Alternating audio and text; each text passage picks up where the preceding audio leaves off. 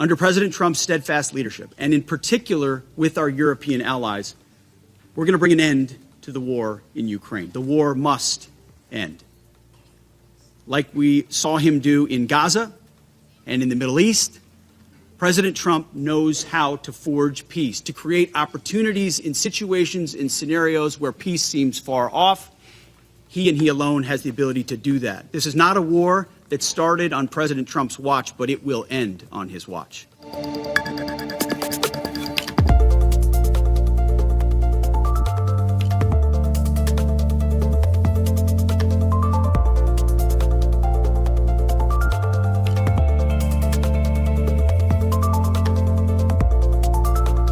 All countries need to translate goals into guns, commitments into capabilities, and pledges into power.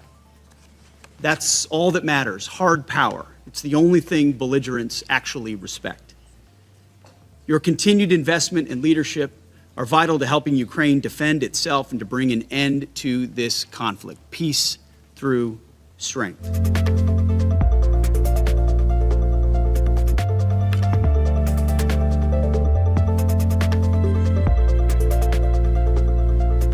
Ukraine's president has called for peace in a phone call with Donald Trump. Volodymyr Zelensky says his conversation with the US president was positive and productive. Writing in a post on X, he says, "I congratulated his success and the Middle East deal he was able to secure. If a war can be stopped in one region, then surely other wars can be stopped as well, including the Russian war." We discussed opportunities to bolster our air defence as well as concrete agreements that we are working to ensure this.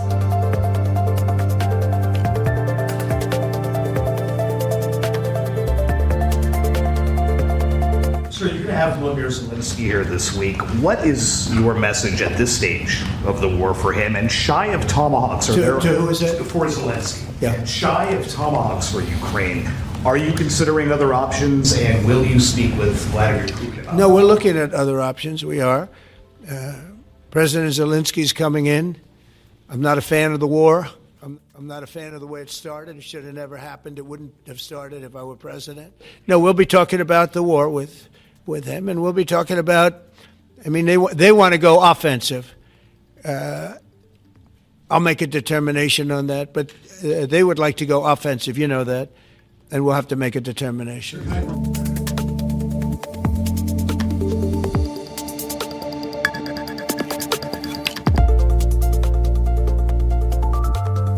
Well, the conflict continues and a 7-year-old boy has been killed and at least 20 have been wounded in what Ukrainian officials described as a massive Russian attack.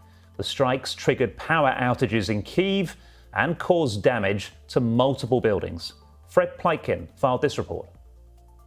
Ukraine says that Russia launched what they call a massive attack on Ukraine's energy infrastructure in the night from Thursday into Friday. And the Ukrainians are saying that that attack was not only gigantic in scale, with some 450 drones being used and 30 missiles being fired at Ukrainian territory, but also as far as the length of that attack is concerned as well. Folks on the ground in Kyiv telling CNN that air raid alerts were on for about 7 to 8 hours as that attack dragged on. The Ukrainians are saying that even in the early morning hours, during times that are normally there for commuter traffic, that the air attacks were still going on. Now, all of this, of course, had major consequences for Ukraine. There were big power failures in the Ukrainian capital of Kyiv. Again, folks on the ground telling CNN that large parts of the inner city of Kyiv were without power for several hours, but also the left bank of the Dnipro River, of course, that's the massive river that runs through the Ukrainian capital, also without power for an extended period of time.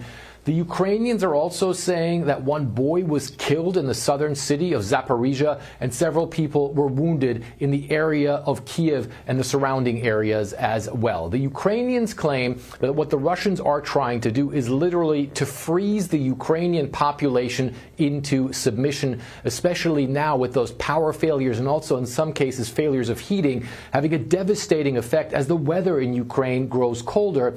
The Russians have a very different take on things. They also also commented on the situation. The Russian Defense Ministry confirming that they were behind these strikes. They call them high-precision strikes using drones and ballistic missiles, including hypersonic ballistic missiles. And the Russians are saying that all this was retaliation for Ukrainian attacks on Russian civilian infrastructure.